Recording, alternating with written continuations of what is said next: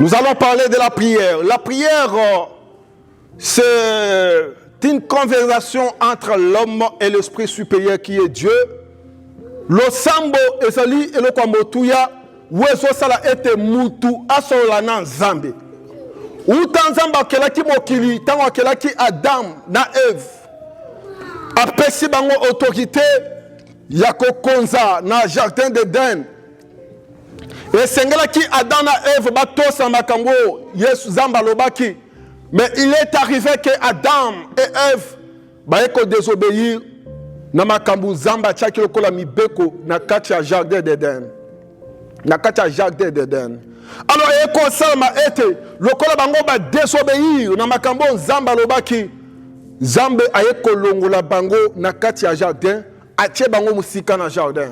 Pourquoi Zamba tchaki bango musika? C'est parce que le diable ayaki ayeko tenté, leur a tenté bango à réussir na tentation wana. Alors mingi bato ensemble belé babaka. Ce qui Satan a tenté qui se passe que c'est parce que non. Mais ce que je vais dire ici c'est que la prière quand on Zamba t'inquiète Adana Eve basumukaki ayeko longola bango na kati ya jardin. Mais le col azan zambe ya mawa asale ki ete aluka et loko moko ko sala ete Adam na Eve bakuta kasusu na ye. Alors c'est quoi la chose qui fera en sorte que Adam na Eve basola kasusu na zambe? C'est au travers de la prière. Vous savez, tango Adam na Eve basumuka kina nute bazaki koyoka nzambe kakate zambe azaki kotambola na jardin azoya. Akoko ya peut-être poko nyonso akoko ya tango nyonso ali ko ya akuta ina bango pe basololi atuni bango ba question basololi mais tango bango ba eko sumuka bazaki susu na présence ensemble te esengela ki baluka lolenge mosusu o bakoko sola na nzambe. Vous savez bien aimé dans le Seigneur, c'est ce qui se passe actuellement. Bana nzambe belé ba bungisa bon nzambe. Peut-être dans le lenga ko désobéir, ainsi dit l'Éternel. Pe ba se condamna bango moko, ba boya ko luka nzambe, ba vanda. Oui, bien aimé, si tu me suis, j'aimerais te dire ceci. La Bible dit, souviens-toi d'où tu as péché et répands-toi. Sango ozomi kuta na kati ya condition ya faiblesse. Tango ozomi kuta na kati ya bolembu. Peut-être désobéir na Saint-Esprit. Peut-être ça qui m'a camoué, c'est pas ça qui nous embête. Ndeko, okokanga mon côté. Tu dois toujours chercher l'Éternel Dieu Tout-Puissant. Parce qu'il est un Dieu riche à bonté et là en colère. Peut-être tu te dis que parce que tu avais désobéi, parce qu'on sait que le komoko ma belle bosso Nzambe, Nzambe atikiyo, ezabongote. Nzambe azanzamba mote mamalam. Okoko sumuka lelo lobe ozongi soki yo ondimi kaka ko se repentir pe kotika mabe wan pe lobi nzambe yambanga nzamba ko yamba yo mais ya motu ya esengeno so décision na likambu oyo dominaka likolo na yo ekoko za la péché ekoko za la kanda ya mukuse ekoko za la ozaka sensible na ba makambo za mikeme komi grave ekoko za la oza limité peut-être spirituellement ekoko za la pona ba mususu lokoso mbongo ekoko za la kimoyibi ekoko za la peut-être kindumba ekoko za la oza mutu moko olingaka mbongo. Alors bien aimé, tango zo se retrouver na moment ya faiblesse wana tikanga na ebisa yo zamba kotika yo te parce que ça la kati ya faiblesse mais zamba soloba relève-toi, cherche-lui et il va faire quelque chose. Il est écrit, il relève celui qui est tombé en défaillance. C'est bien aimé, ato koyaki na lo lengenin mais nzambe azan nzambe wa ko continuer na kosa na vie na yo. Alors parce que Adam et Ève va sumukaki Zamba yaki kotala. Et puis Zamba yaki créer prière. Pourquoi prière? Parce qu'Alingaki toujours en communication avec l'homme. Le corps mutasa kenda mosika na ye ayekota men lo lengenini na koko se communiquer na mutu. Le lengenini contact et quand ça entanga na mutu. Nden Zambe asalete mutu aza na makoki prière. Mais à ce temps-là, le corps premier Adam a réussi à mission. On zamba tchela ki na kati ya jardin. Et sengela ki seconde Adam ya woto so benga Jésus-Christ de Nazareth. Et voilà pourquoi, bien-aimé, j'aimerais te dire, si tu n'accepteras jamais Jésus, mais au ressemble à l'olenge parce que yenda zanzela pourquoi me papa alors tu wa komonanga amoni papa, c'est-à-dire que pour comme en contact dans Zambé et sengolondima Yesu Christo nde Yesu aye asopi makila na ye akotisi biso na boyoka na Zambé loko tozaki bato masumu uta acte we pasaki na kati ya jardin. Bien-aimé, et Seigneur qui lisusu Yesu aya kotse biso na boyoka ni na Nzambe. Webi ndeko, et Seigneur toba ke lo sambo eza eloko motuya. Muto lukaka Nzambe balonga kayete. Tango bitumbe komela kaye, Zamba bundela kaye pa longi sakaye. Bamsu bazana kindoki, bamsu bazana kisi. Bamso basa batu ya soloka me biso esika to simbi ezaka kanzambe biso esika to simbi ezaka losambo toyebi ke moto ya losambo asa muto asala makoki ya ko repousser ba makambo ata makambo zo simba lelo te ato zo bunda bunda on dirait zo sala te ba moyen na yo no so financier compliqué. Vie na yo détruite, maladie na zoto, Dieu m'envoie aujourd'hui pour te dire ceci. Prie et il fera quelque chose. Il dit à Jérémie, invoque-moi, je te répondrai et je t'annoncerai des choses cachées. Jérémie azaki mwana muke tango nzamba zo ponaye. Nzamba poniye azo bisaye Jérémie. Avant ozana libumwa mama na yo. Avant kutokota ozala lokola fétis ngana yebaki yo. Tango yo komona na kati ya libumu na établir yo prophète munene ya nation. Mais Jérémie a soyebi saye. Ngana za mwana muke. Pena yebi koloba te. Le lenge di no kopona nga pona kende na lobela na banation o ba pengwe liboso na yo. Est-ce que ba koyokanga? Et l'Éternel Dieu dira, ne crains point, car je serai avec toi. Et tu leur diras tout ce que je t'instruirai. Bien-aimé, mais si ka ozali. N'a pas de problème aux gens qui traverser. Mais je suis en train de te dire ceci. Malgré ta situation, malgré ton âge, malgré ton aspect physique, bien aimé, osa illettré. Osa a une capacité financière. Mais l'Éternel Dieu me dit ceci. C'est toi qui l'as choisi. Oh, il t'a choisi pour cette famille-là. Zamba ponyo pona libota wan. Pour bunde la bango. Webi. Et ça n'a pas de bazakaba et toi la famille. Et la famille, soki likambo comme na famille et matekita il faut kaka mungongo na yeyokana. Batuana basaba race ya Jérémie. Basaba to Nzambe a dota puissance na ye, atia nguya na ye na kati na bango. Atia maloba na ye na kati na bango. Parce que Dieu dit à Jérémie, j'ai mis ma parole dans ta bouche. Zamba zo bisa Jérémie boye. Na tiem maloba nanga na kati ya munoko na yo. C'est-à-dire que quand Dieu azozwa maloba na ye, azotia na munoko wa mutu. C'est-à-dire que mutu wana munoko na ye za su munoko wa mutu te eko munoko wa bonzambe. Eko munoko ya Nzambe. C'est-à-dire que bato lokola bato bazana race ya Jérémie, basa bato Nzambe. Tango basoloba makambo basoloba eza na effet. Tango basoloba makambo basoloba ezo salema. Et voilà pourquoi je te dirai ceci. Sokoza Jérémie, on zamba pona, on zamba zwa maloba na ye, atia na kati ya munoko na yo, o mato kita monda ténèbre, boko yoka na kati. Bitumbe kote ma lolenge na lolenge, pona ko bundisa yo. Mais, malgré tout ça, Jérémie, baza ko bundisa ye. Nani aza ko bundisa ye, ezaki des nations, ba nation oyo. Zamba temisaki Jérémie, pour aye bisabango, a détruire, ya ko détruire, a tonga ya ko tonga. Alors Dieu dira à Jérémie, ne crains point, je serai avec toi. Ils te feront la guerre, mais ils ne te vaincront pas, parce que je serai avec toi. Zamba soba, atako somo na bitumba yo Jérémie. Na soba na Jérémie moko. Zamba soba, ato somo na bitumba. ata makambo mabe ezosama na vi na yo mais soki nzambe aza na yo soki nzambe azwa maloba na ye atia na monoko na yo emata ekita oza molongi emata okita oza molongi bitumba ozomona lelo makambo nyonso mabe ozomona lelo eza libela te ekoleka mais yo lokola nzambe azwa maloba na ye atia na monoko na yo okotikala makambo wana nyonso ekoleka parce que oza ya nzambe.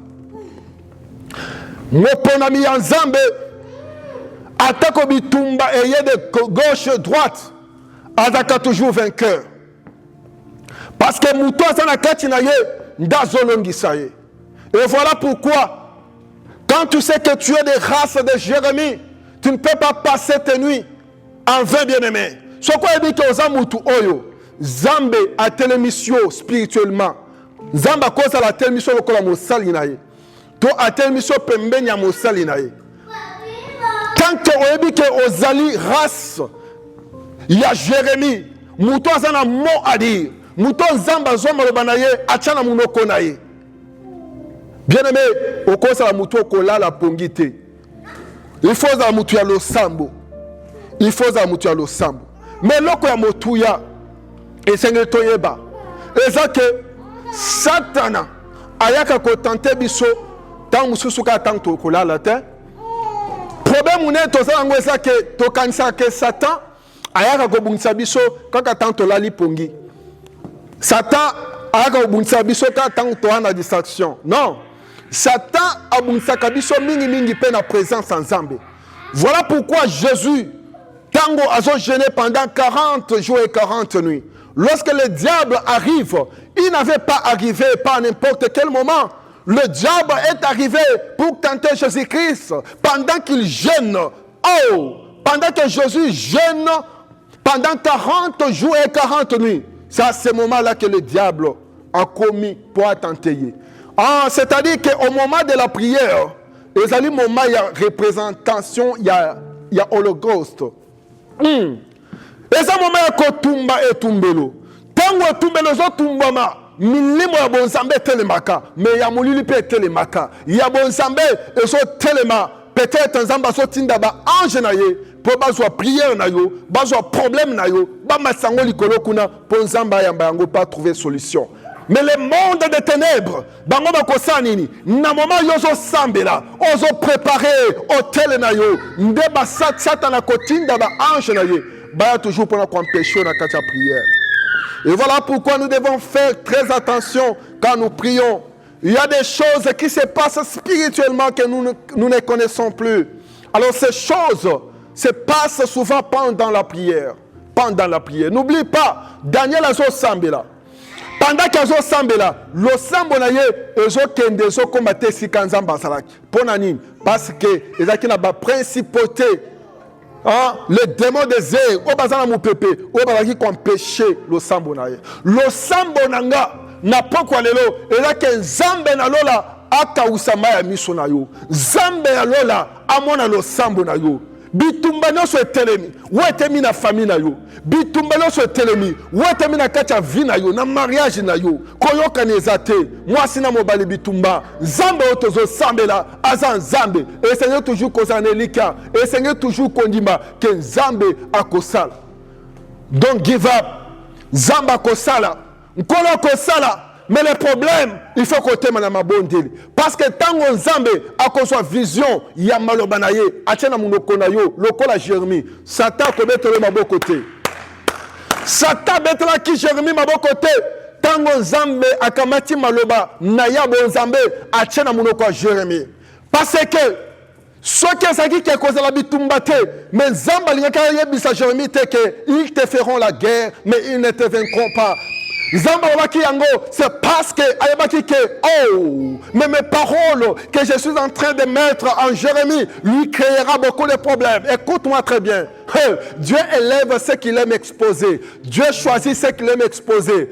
Oh, l'élévation, bien-aimé, vient avec l'exposition. C'est-à-dire que le Seigneur met sa parole en toi, mais il t'expose.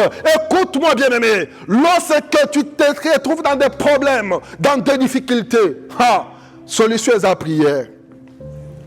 Solution est à prière. solution est la prière. Vous savez, ce qui Satan a joyeux à tombolier, a même un monde à molimo, pendant qu'on présente gloire Yamokili. Quand on dit que mon libéro cognon sur les arangans, à combien plus forte raison? 3 humains. Parce que Jésus n'était pas n'importe qui. Oui, que ceci nous enseigne que nous devons toujours être remplis du Saint-Esprit quand nous prions. Parce que le diable existe. Nous ne craignons pas le diable. Je ne suis pas venu ici pour parler du diable. Mais je suis en train de réveiller mémoire na biso. Toyeba que Satan azali akolingaka jamais tobunga. Akolingaka jamais vie ekende liboso. Makambo nyonso malamu ozol kosala. Yo za na projet ozosala, mais Satan pe koto aza na projet mabe azosala yo. Obundi ti tokomi na suka mbula. Mbula komo osila, ozomona penza ke makambo lukaki na 2025. Ozwaki yango te, mais quand même ozomona penza ke omo kende na suka po ozwango ata na 2026 vie bonga okoma bien. Mais ozomona Satan azoluke loko moko ya mabe aye ko sala yango po e décourager yo. Po kaka soki ka komunika makambo asali o se décourager le bien a esili pe makambo nyonso e baby. Vina yo pe tikalika ndengwana. Zala na bokebi, zala mutu ya mayele eza tango ya kotema na kati ya prière. Bien-aimé, eza tango ya kotema na kati ya prière pour na ko bebisa misala ya Satana. Et vous savez, ba stratégie au Satan zakanango mingi pe ezaka ko imposer mutu. Makambo eza lokola ba fruit na ye. Parmi les fruits que Galate a joué biso boy. Biso bana Nzambe esengeli tozala na mbuma lokola mbuma ya bolingo, mbuma ya fidélité, mbuma ya koyamba batu, mbuma ya kozala motema pio, mbuma eza ebele. Mais comme que Satana olia atika ba fruit wana ya molimo esa na kati ya mutu akoluka aya alona kanda na motema mutu alona ba problème na kati ya motema mutu. Pourquoi pour mutu asambela kakati? Oh mon Dieu, que Dieu bénisse sa parole. Tout ce monde a bien aimé dans le Seigneur. Yesu Christ na ba yekoli na ye na ngomba ya Getsemane bakepo basambela Yesu azo yebisa bango atiki ba o ao ayeko zwa Pierre azuna deux fils de Jebede akena bango metango bakeba sambela Yesu s'éloigné muke mais bango bolembo beti bango balali pongi nde Yesu azo yebisa bango. Mais pourquoi vous dormez pendant que le Fils de l'homme sera livré? Réveillez-vous et priez. Priez pourquoi? Pour ne pas être tenté. Pour ne pas tomber dans la tentation. Bien-aimé, munguna akolukayo lelenge nyonso. Soko bengami mwana Nzambe ya solo. Nkolo zo tindanga na ebisa yo tema na mabondeli. Tema na mabondeli.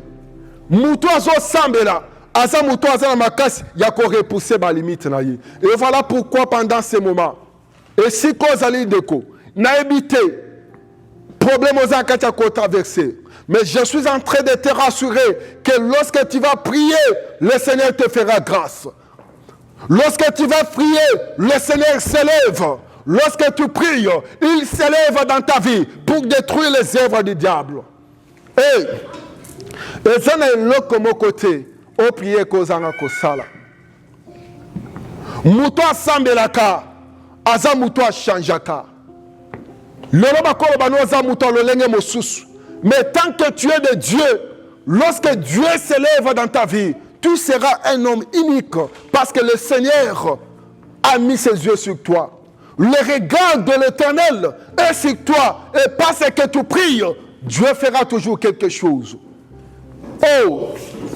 Mutu amabondeli aza mutu oyo ateko bakambozo simbate batu nyonso bakolo balolenge mosusu mais ye akoloba positivement batu nso bakoloba non mais parce que ye aza mutu losambo akoloba oui mutu a losambo aza mutu o aza na langage positif toujours.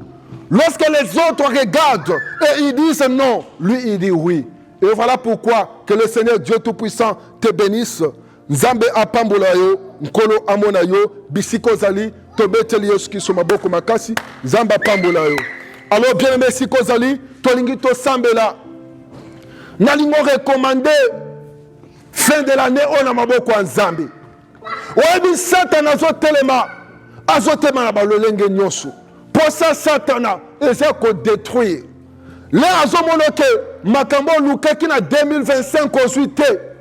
Mais quand même, en 2026, c'est un espoir. Mais Satan a saboté toujours vie na yo. Pendant qu'on décourage yo. Pendant qu'on l'ungolo pembe na Zambé. Bien aimé zo Zambé là. Aujourd'hui sans Zambé. Tikete mobimba nanga. Famille nanga. Toza la couvert na kacha makila na yo. Bitumba nyonso kotelema. Kaka ndenge tochi koyoka aw. Zamba la bina Jérémie. Ne crains point car je serai avec toi.